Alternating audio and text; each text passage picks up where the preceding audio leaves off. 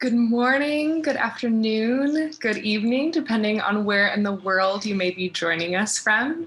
Thank you so much. We are excited to discuss undergraduate student housing for our pre-arrival webinar today. My name is Grace Fuller. I'm the Manager of International Student Experience and Engagement at the International Students and Programs Office, and I'll turn it over to my colleagues to introduce themselves. Good morning, everyone. My name is Lisa Swid, and I am one of the International Student Advisors at the International Students and Programs Office. Thanks so much for being here today.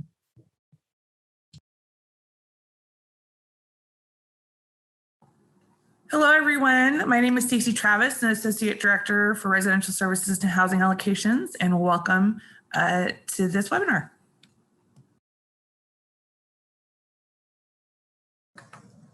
Hello, everyone. Welcome. My name is Pichia Vu, and I am the Undergraduate Housing Manager. Good morning, everyone. My name is Damian Ruiz. I work as the Off-Campus Housing Coordinator, and I also work out of the Hub Basic Needs Center. Wonderful. So as you can see, we have many wonderful colleagues from across the campus gathered here today to hopefully answer many of your questions about housing at UC San Diego. So a little bit of housekeeping before we begin. You are in listen-only mode, which means you can hear us, but we cannot hear you. So because of that, we encourage you to utilize the Q&A feature at the bottom of your Zoom bar. We have disabled the chat for attendees, so the Q&A feature will be the primary way that you'll submit questions to us.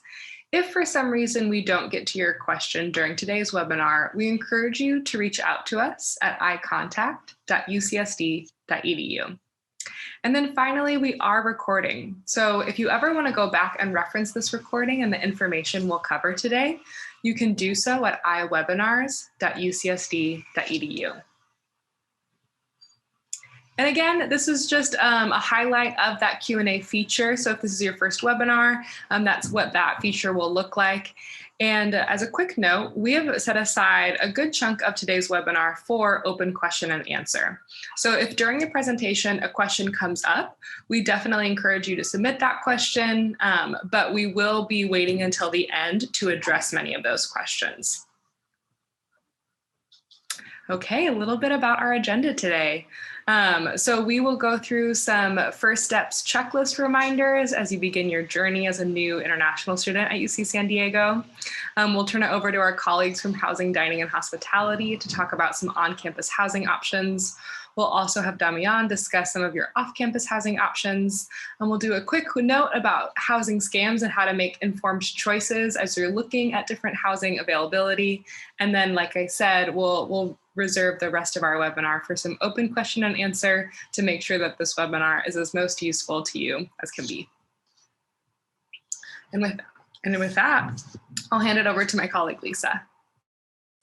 Yes, so thanks, Grace. So just a few quick reminders from ISPO. You are able to request your immigration documents now if you have already accepted your offer of admission. We began accepting applications for I-20s and DS 2019 starting on March 1st. So please visit our website at inewstudent.ucsd.edu for relevant information on how to request your immigration documents and prepare for arrival.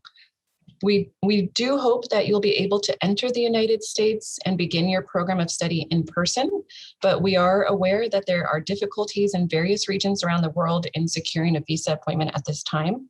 So we encourage you to apply for your immigration documents as early as possible. Just note that our processing time is 15 business days. And at this time, we're not able to expedite any requests unless you have a visa appointment already scheduled. So we really urge you to apply for your documents as early as possible to avoid any delays. And then just wanted to bring your attention to, we have a little Ask Trading bot, what do you call it, an artificial intelligence bot at the bottom of our screen there. So you can go to our website and you can ask questions directly to that, and you might be able to find answers to your questions. So it's a new feature and just want to encourage you to use it to find answers to questions that you might have. And with that, I'll turn it over to our colleagues at Housing.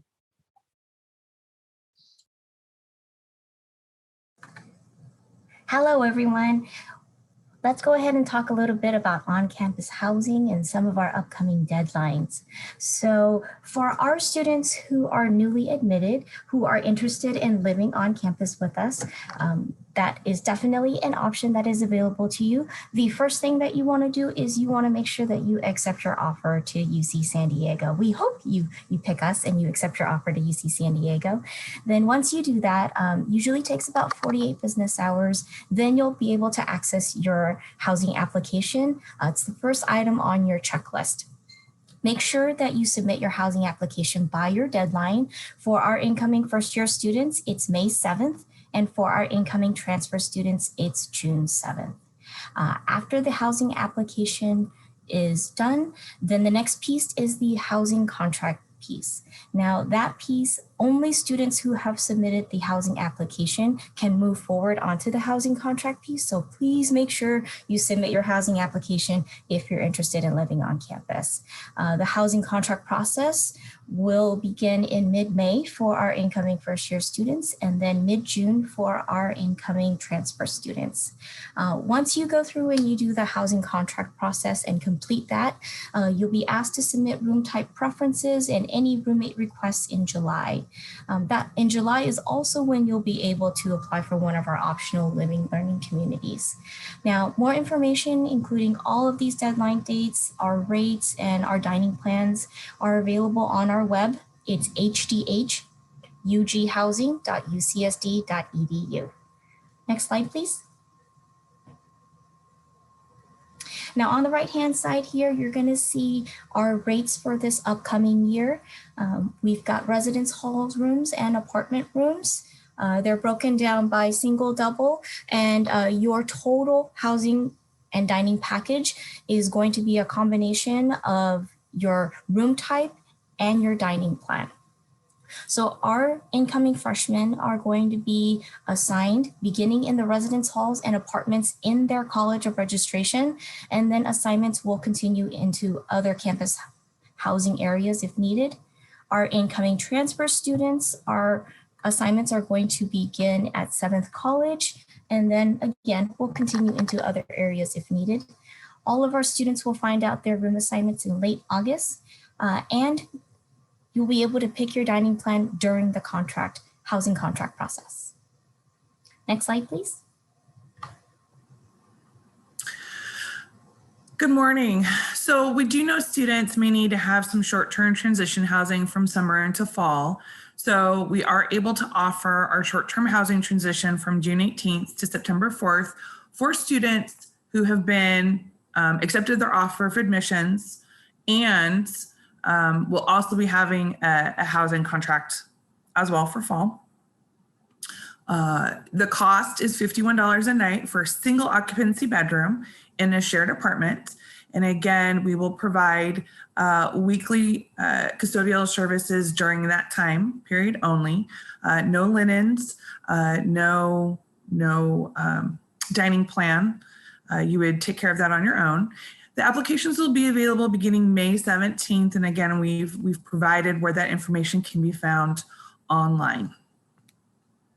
Next slide, please. If there are any questions, please contact us. We've listed our housing administrative services, name, number, and the email account that you can reach us.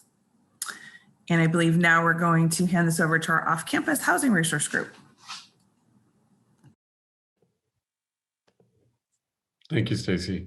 Good morning, everyone. As I mentioned, my name is Damian Ruiz. I work as an off-campus housing coordinator, and I'll be speaking to you about some of the off-campus housing options, some recommendations that we have, and some of the properties that are near to campus. Next slide, please. So some of the things to think about when you're looking for off-campus housing is thinking about what sort of accommodation works for you. So are you looking for something on your own where you have access to the full apartment by yourself? It's a private arrangement. Are you looking to live with roommates? Are you looking to share a room? And of course, all of this depends on the budget that you may have. And the decision will be guided by what you are able to afford, what sort of accommodations you'll have once you're here in the US, And what will you have access to? What's your transportation situation like?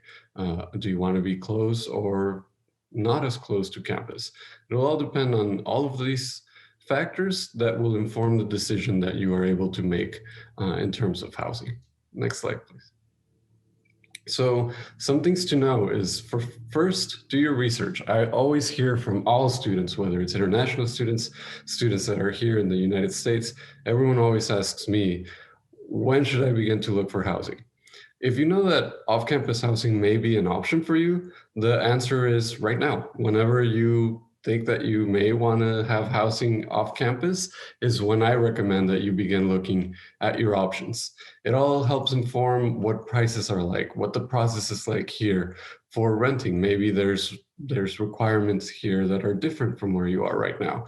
So it's a good idea to start doing your research early. As soon as you know that you may be living off campus, you can begin looking. There's no commitment in just looking. So I always recommend getting used to the budget, looking at the map regarding where campus is and where your potential living space may be.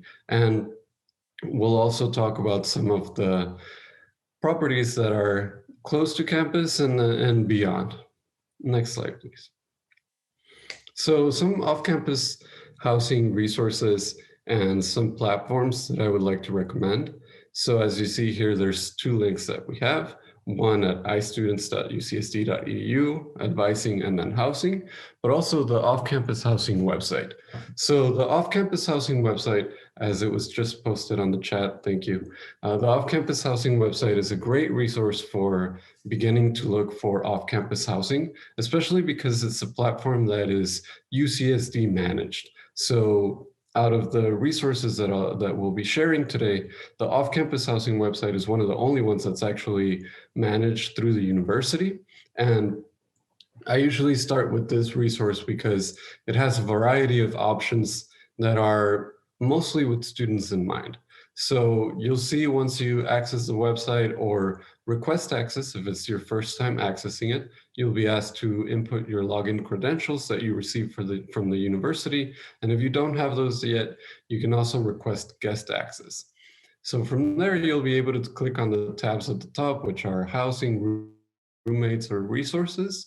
So in the housing tab, you'll be able to click on there and see properties listed. Once they are listed, once you click on one, you'll be able to see more information about that particular property. You'll see what the rent is, what the requirements are, when the amounts that are due for the property, and a broader description of what you're getting. So sometimes, as I mentioned, it could be that it's a whole apartment that is for rent. It could be that it's a townhome, or it may be that a room or even a shared room is what you are looking at. Depending on your budget, that's up to you to explore. You can filter results to your preferences. So depending on what you're looking for, you can indicate that on the website. Next slide, please. Yeah, right there. Great. So one of the things really quickly also about the off-campus housing website is when you click on a listing, you'll have all the information that's required to contact the person that made the listing. So one of the things I also want to cover is Craigslist. I know Craigslist is very popular. I know it's very active. There's new listings that go on there almost every hour or even more so. It's a very common resource, and it's the reason I am highlighting it. But there are some things to know when using Craigslist. The first one, and we usually always say this, if something looks too good to be true, it usually is. So if you're seeing a rent that is way below what usually is listed or the average that you're seeing, and it comes with all of these accommodations that usually aren't part of it. So maybe you find an apartment that is much lower and it has more rooms than anything you've seen. The pictures look amazing. Be careful. Usually those posts may not be real. I would advise that you don't go forth with anything there. Again, if it looks too good to be true, usually it is. And if you want to find out more, usually you can contact the listing, but don't make any payments, nothing like that until you verify more about that. You can find both housing and roommates in this platform, again, just be very cautious and give it a second and even third look when you're accessing this platform. Next slide, please. So again, as I mentioned, back quickly to the Off-Campus Housing website as well, there's a majority of listings that are close to campus. So that's one difference about the Off-Campus Housing website compared to other platforms. Most of the listings are going to be close to campus, and quite a bit of the people that are listing a property or a rental have worked with students in the past. So you'll find that they're a little more used to what your income may look like as a student or the verifications for income that you have. So I definitely recommend starting with the Off-Campus Housing website and then going from there into some of the platforms we'll discuss. Another thing is that you can also access the roommate section to connect with other UCSD students that are looking for roommates. So it's a really great place to look for roommates. Right now we have over 200 listings, I believe, which is kind of an all-time high. It's great. There's quite a few people right now looking for housing. If someone matches your interests and what you would prefer in a roommate, please be sure to access that, and you can find more information on how to contact them there. Next slide, please. So one of the public platforms that I recommend for searching for a property is PadMapper. It's padmapper.com. The URL is listed right in the slide. The reason I recommend it is that it's very active among landlords. Usually I find that the community is not as familiar with PadMapper, but sometimes that works to the benefit because landlords still post there regardless, meaning that you have a little bit more of a chance of contacting a property before maybe 20 or so people have contacted it when it goes live.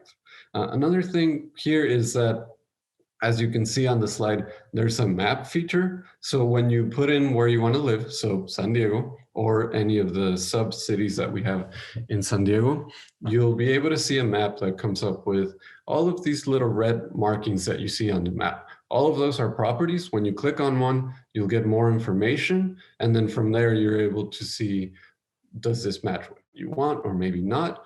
And usually on the right-hand side, once you click on a property, it'll give you similar properties that are recommended. So it's a very helpful feature. And then you can also have a budget slider on the top where you can filter out or include more of what you're looking for depending on your budget.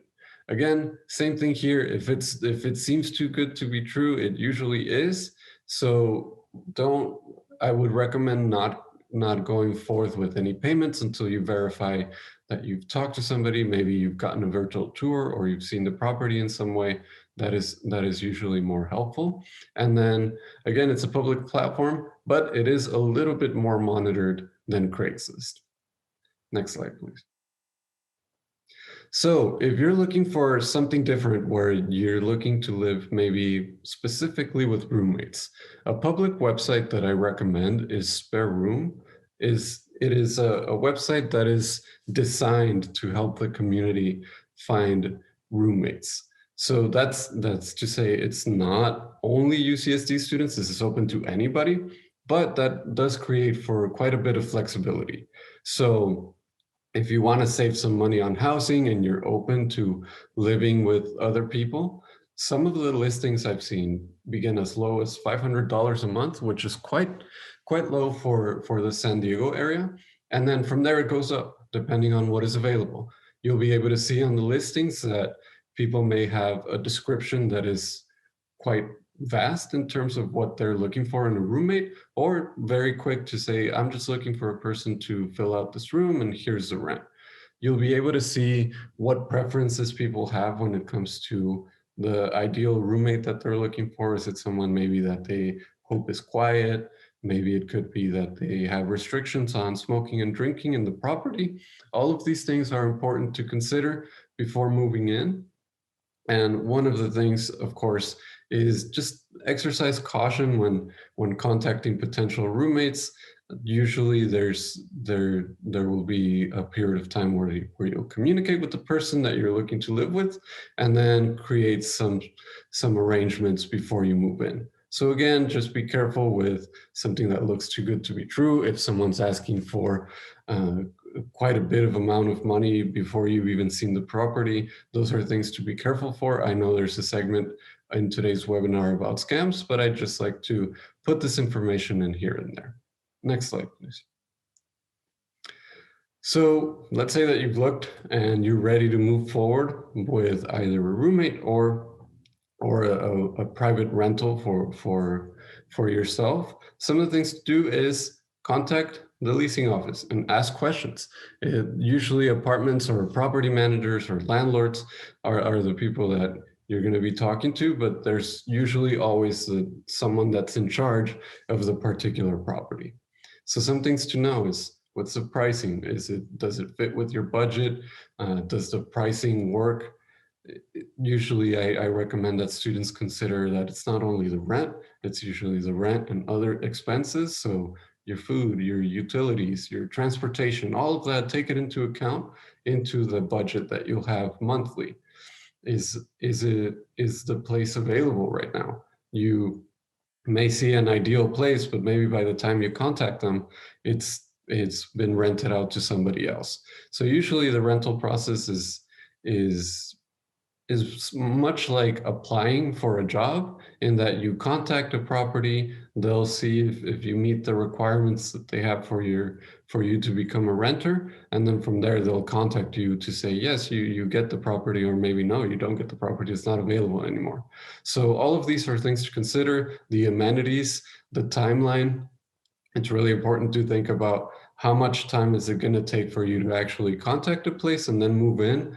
And here, as I mentioned, here in San Diego is a competitive market. So sometimes it's not as quick as we may imagine. It can take some time to contact some properties, figure out their requirements, and then find out that you get the property or not. And especially with their lease, maybe they've posted something that the property may not be available until next month or the month after that. All of those are things to consider, especially before you are here and maybe don't have housing yet. And lastly, pets. There's quite a bit of variety when it comes to pets and whether they're allowed or not. So I recommend just making sure you verify that if you do have a pet with you, or if you do want to have a pet in the future. And just be sure to stay in contact with the leasing offices, especially around what is required for payments and for applications. And one thing to note also is that sometimes applications for a property may cost some money before. So as you apply, they'll charge you for applying. This is completely normal, but so long as it stays between maybe $25 to $50, anything more than that, I would be a little concerned. And usually this is not something that's just outright given. It's included as an application package and with some documents. But it is common for some places, not all, to charge for an application process. Next slide, please. So again, some other things you may want to think about and consider is your living scenario that works for you. So what exactly are you looking for? Again, do you want to be close to campus, far? Do you want roommates? All of this is something to consider, but regardless, there's still some things that everyone as a tenant may have to deal with. So management style varies from property to property. Some may be very much involved in where they'll do inspections on the property. They'll communicate with you if anything is happening. Noise levels are something that's very common. So it could be that you're playing some music and then management contacts you to say, hey, could you keep it down? Some neighbors contacted the office and others may not. Or it could work the other way around. You could speak to the management, whether you have an issue or there's some sort of something you want to address. And thin walls are common. So it could be that whatever noise is happening on the unit next to you, you'll hear what may be going on. This is something that could just happen. It could just be the construction of the property that you're going to. And transportation is something to consider. Is the bus available close to you? Do you have to work? Do you have to walk really far? These are all things to think about before moving off campus and before committing to a place. But there are also things to consider, such as, is there a pool? Is there a gym? Is that something that you're interested in? And also we all know we are in COVID time, so it could be that that is closed at the moment, but will open at a later date. All of these are things to consider. And who you plan on living with. Again, if you're looking for roommates or you already have a roommate in mind, those are things to consider. Next slide, please. So that leads me into, if you are considering roommates, here are some important things to talk about or to consider before moving in together. So when you live with somebody, maybe they're your friend, maybe not, things change. You notice more by living with someone daily. So here are some things to consider before you move in, because once you move in together, now you're bound to a payment. And if you've signed a lease, now you're bound together by that lease for the specified amount of time. So number one, consider the rent that is due. And when is it due? Does it work with whatever income you have coming in? Does it work with the savings that you have, maybe that you're using to pay for housing? Or if your parents are supporting you, does it work with the time that they're able to send you the money that you'll need? So all of this is something to consider and talk about with your roommate to be clear on, this is the amount that is due, this is when it's due. Let's all of us make sure that we have that ready.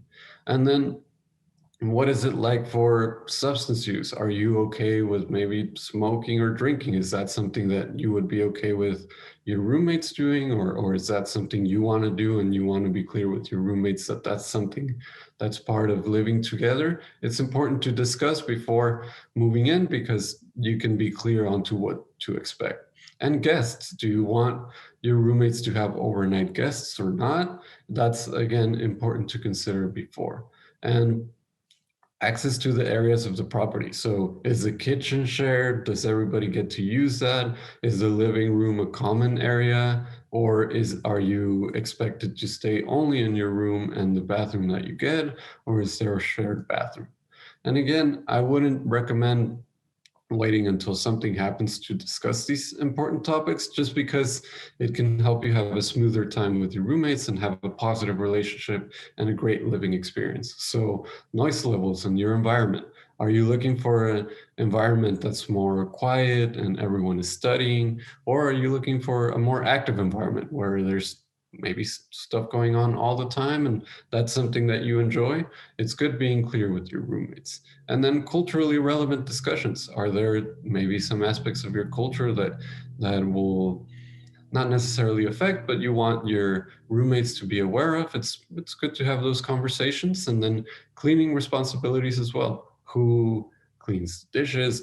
Does that rotate? Is there a particular cleaning setup that you want to have between all of you? And then COVID-19 precautions, if applicable. So if we're still at a point where we have precautions and we're looking at masking protocols and being careful when being outside of the home, all of these things are good to discuss before you move in so that everyone has a good experience. Next slide, please. So some of the properties around campus, I'll move through these quickly. We just wanted to have these here as an example so that you get a little bit of an idea of what's available really close to campus. And I will highlight in terms of transparency, usually rent is a little bit on the higher end in the La Jolla area around campus, but that doesn't mean that it's completely inaccessible. There's usually different options and arrangements that you can find that may work with your budget. So the first one we have here is La Jolla International Gardens. It's a property that's common with our UCSD community. It's about 1 mile away from campus, and you have access to a variety of things. Some of them being you're close to a grocery store, you're close to the UTC mall that is close here to campus and to this particular property. And there's a gym included in this particular property, and there's a laundry room as well. But some things to consider is that usually there's a 2-month requirement for a deposit, and that there are thinner walls in this particular property. Next slide, please. Another one is La Jolla Crossroads, again, close to campus, a little bit closer to the UTC Mall. We're about 2.5 miles away from this property. But again, it comes with different considerations. Usually these are also all posted on the Off-Campus Housing website, where they're usually highlighted as some of the properties that are close to campus. So please feel free to access that, look at the pictures, look at the descriptions and the availability. And as I said, some of these properties are used to working with students. So it's never a bad idea to contact them if you're considering off-campus housing, and these are something that would work for you. Again, here they have a gym, they have a pool in their facilities. And again, as usual, consider what do you have access to outside of this? So the bus routes, the price that you may be looking at, or the transportation that you'll have on your own. Next slide, please. Another one here is Regents at La Jolla. Again, this one is a little bit closer than the previous one. Not too much though, it's still, they're all fairly close to campus. It's about a mile away, and it's close to nearby bus stops. So if you're looking at riding the bus, this is one that may be good for you. It's pet friendly, and there's a variety of amenities that are available. And the leasing terms, I'm glad this is highlighted here, because usually a lease is it's a contract that you'll be paying the rent for the scheduled amount of time. So if it's a 3-month lease, it means you're responsible for the rent from here until 3 months out. And then from there, the lease is renegotiated. Are you signing it again for 3 months? Or if you have some stability, maybe you want to sign it for a longer time and guarantee that you're in that particular space for the amount that's specified. Do what works for you. That's the best thing that I can tell you. If you know your income is going to be set for a long time, you can go ahead and sign a longer lease and you want to stay in that particular apartment. But if maybe there's some things that are up in the air and shifting, I would recommend signing a shorter lease so that you are not held responsible for maybe a year long of amount of rent. Next slide, please.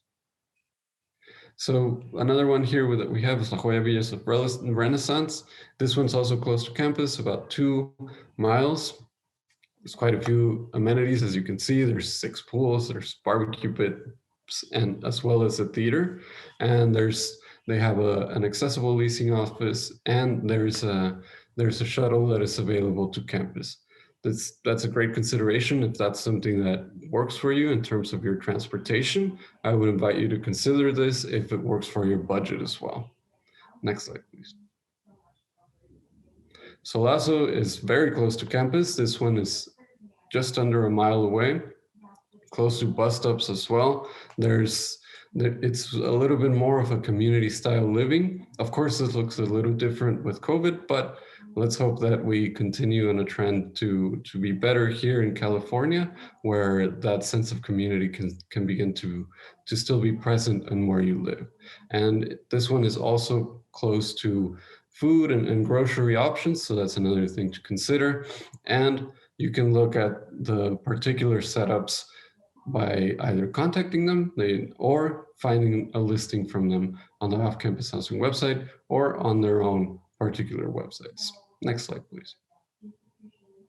So that's it for me. I'm passing it off to my colleagues. If you have any questions, please feel free to drop them in the chat and we'll do our best to address them. All right, we have a few more resources that we want to highlight before we get into our open question and answer session. So if you do pursue living off campus, please know that there are commuter resources available to you. So we went ahead and put some of those on the slide, but you can see that there is a Facebook group as well as a UCSD website. So we encourage you to check that out if that applies to you. And then additionally, as Damian mentioned, if you do pursue living off campus, it's important to be aware and make informed decisions. So we've actually compiled a list of helpful tips and advice on specific things to be aware of in regards to housing scams. And if you go to isafety.ucsd.edu and you click on avoid housing scams, you can access that list there. Additionally, we also want to make sure that you know about the resource available to you, which is Student Legal Services. So Student Legal Services is a great resource. It's an office on campus specifically for our UC San Diego students. And so one, you can familiarize yourself with your rights and your responsibilities as a tenant. But two, this resource is available to you so that if you ever want Student Legal Services to read over your housing lease, for example, or answer any questions you might have, let's say you feel like something might seem a little bit off to you, Student Legal Services is a great resource to kind of check to make sure that everything is good and that you're not being put in a bad situation. So you can check out their website at sls.ucsd.edu, and you can also email them at sls@ucsd.edu. All right, so now we'll just go into some friendly reminders before we transition for our question and answer session. So in terms of upcoming webinars, on May 5th, we'll have our colleagues from Student Health Services join us to talk about insurance and immunization requirements for our incoming international students. On May 6th, we'll discuss CVIS transfers. So for example, if you are in the US at a high school or another US university or institution and need to transfer your CVIS record, then we really recommend you attending that webinar on May 6th. On May 11th, we'll discuss campus safety. May 18th, student life and getting involved. And on May 20th, we'll discuss student accounts and paying fees, and we'll be joined by our colleagues from Student Financial Solutions. Like I mentioned previously, iwebinars.ucsd.edu is a great resource for you. So that's both where you can go and reference the webinar recordings of previous webinars we've already done, as well as register for upcoming webinars in the future. So if you go to iwebinars.ucsd.edu and click on webinars for incoming and new arrival students, then that is where you'll see all of our pre-arrival webinars. Okay, and just for some important dates. So like Lisa mentioned, we encourage you to start checking if you have accepted your admission to UC San Diego to begin requesting your visa documents now through iPortal. May 1st coming up is the deadline to accept your admission. And doing so, we encourage you to start looking if applying on campus, that May 7th deadline for undergraduate housing applications. And then we have our upcoming webinar. July 1st is your transcript postmark deadline. And then we are so excited to welcome our students in September with our new international student orientation. If you'd like more information on that, we feel free to check out iorientation.ucsd.edu. Like Lisa mentioned, if you have any questions, maybe that doesn't pertain to housing, but you still have questions, we encourage you to reach out to us via icontact.ucsd.edu. But as well, we have this new chatbot feature that we're really excited to share with our community. So this is a great resource to you. And then the last thing I'll mention is our international peer coaching program. So if you are an incoming international student, you are eligible to participate in the international peer coaching program. So the international peer coaches assist international students as they transition in their first year at UC San Diego. The program is open to all incoming first-year international students, and you can learn more at ipeercoaching.ucsd.edu. And additionally, our international peer coaches are actually hosting virtual hangout sessions right now called regional meetups. And at regional meetups, you get a chance to meet current and incoming students and domestic students from the region. So whether you're in the region, from the region, or just want to meet people from that region, everyone is welcome to these events. These are hosted by our international peer coaches. And like I mentioned, they're starting in spring of 2021. So you can go to ievents.ucsd.edu to learn more about the dates and times of specific regional meetups. And then as well as if you're if you're interested in being a part of the 2021-2022 International Peer Coaching Program cohort, then you can see that there's this bit.ly link right here to apply to be a part of that cohort. So we encourage you to apply. All right, now is the time for questions. I know that we have received a lot of great questions throughout the webinar. So if you haven't already done so, please go ahead and submit some of those questions through our Q&A feature at the bottom of your screen in the Zoom menu bar. But our first question is probably for our colleagues in HDH. And the question reads, if I've paid my deposit for housing, but I'm not able to physically travel to campus and thus will attend classes remotely, what will happen to my deposit?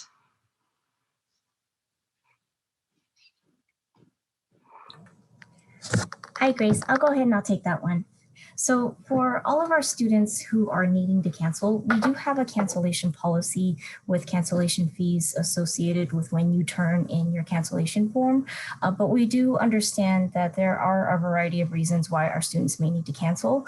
So if there is an extenuating circumstance, we ask that our students reach out to us and we review those on a case-by-case basis. So for the student who asked that, please reach out to us and we'd be happy to work through all of those options with you. Thank you so much. Our next question is from a sophomore student, so a second-year student who was remote during their first year at UC San Diego and wondering about applying for on-campus housing as a second-year student. So if there's any tips or tricks or any things to keep in mind as they're looking to live on campus for the first time. Sorry, couldn't unmute there. So I'll go ahead and I'll take that one too. So for our students who are currently freshmen or currently first year transfer students who are going to be second year students next year, we did send out information yesterday regarding on-campus housing for next year. So please check your email. There should be some information there. If you have any questions related to on-campus housing, then please don't hesitate to reach out to us directly at housinginfo@ucsd.edu so that we can look you up personally and then tell you what your options are. And we'd be happy to help you through that. Thank you. Our next question might be for you as well. So, but the question reads, so if I'm interested in on-campus housing, but I can't find a roommate for myself, will the university assign one randomly? I will actually take that one, Grace. So students will be able to, if they've done a contract, signed their housing contracts, they'll have the ability to select a roommate request if they have one. If they don't, we're going to use the information that you provide to us in terms of personal history form questions, like I like a room that is clean, or I like to study late at night. We're going to use those factors along with your college of registration, your preference as best possible for a room type, single, double, or residence hall or apartment to help facilitate that roommate request if you don't have one that's for a specific individual. Please keep in mind though that for all of our incoming students, incoming first year students, we will heavily rely on the College of Registration. So if you are a mere registered student, the likelihood of you being able to live with somebody from Warren College is not high. We're looking to house you at your college, as that's one of the focuses at UC San Diego is the college system. Wonderful. Thanks so much. Okay, so we have a question regarding if a student is married and would like to live with their partner, if it's possible to apply for family housing. Yes, so they can apply for family housing by visiting our family housing website. It's hdhgradfamilyhousing.ucsd.edu.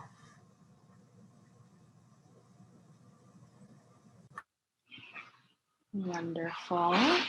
And then we have a question about if a student is potentially underage, if there's any limitations in terms of living on campus or off campus with that. We do not have a requirement for students to live on campus. It is a choice. So if you are under 18, you have the ability to apply for housing, get a contract, or you can choose to look at an off-campus option. The choice is really yours in terms of what is best for you. I will say that many of our first year students really enjoy living on campus. I think it's really a part of the college experience, and it really helps you feel a part of the community at UC San Diego. So as much as possible, first year students are given priority housing too, which is great. So this is a great resource for you as you're looking at just being close to campus, being close to a lot of those resources. So that's something that I'll anecdotally share that I've heard from many of our students. Wonderful. Okay, so our next question is asking about single rooms and wanting to know, are single rooms limited?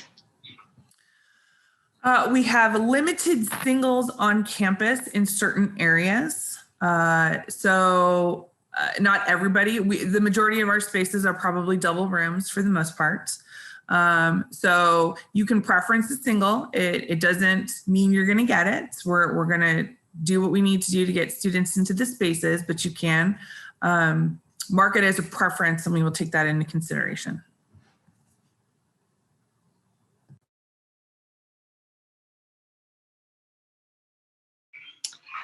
And then in terms of if students are potentially waitlisted for different housing options, what are resources available to them to know kind of maybe where they are on the wait list or any changes to that wait list?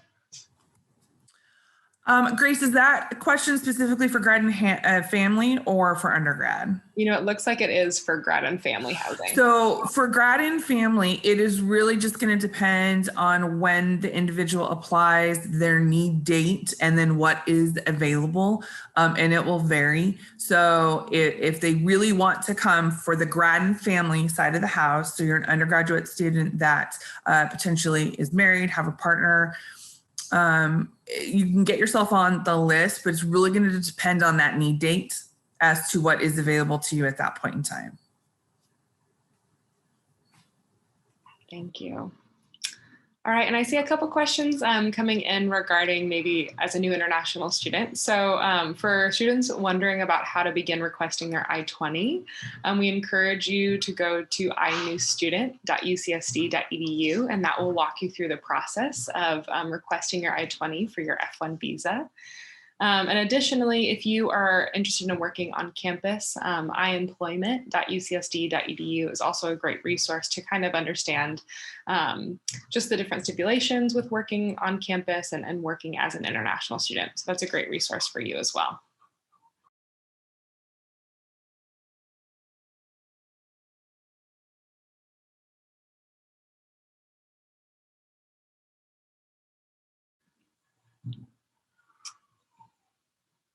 All right, so we have a question about starting fall 2021 remotely. And so this actually might be for my colleagues, Lisa or Gabi from the International Students and Programs Office. But if you wouldn't mind speaking to options that students have potentially for starting fall 2021 remotely if they are unable to physically enter the US.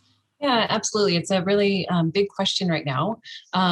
So the campus is, I mean, the goal is to go back to mainly in person for the fall quarter, but of course, we are all very aware that there are difficulties in securing visa appointments. So there are a lot of students who might not be able to physically enter for fall.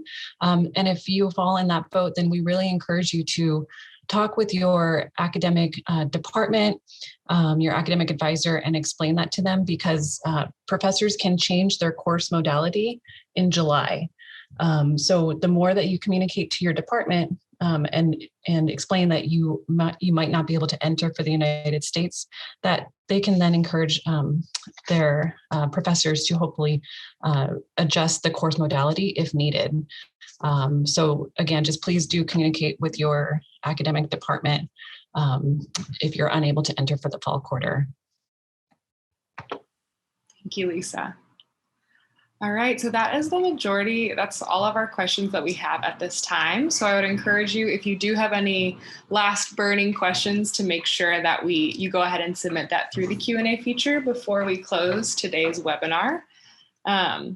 But as a final reminder, if you would like, again, to be in contact with us or want to know more about your first steps as an incoming international student to UC San Diego, inewstudent.ucsd.edu is a great resource for you. It'll provide a checklist for you as you begin your journey. You can also reach out to us at inewstudent@UCSD. So that's our email address.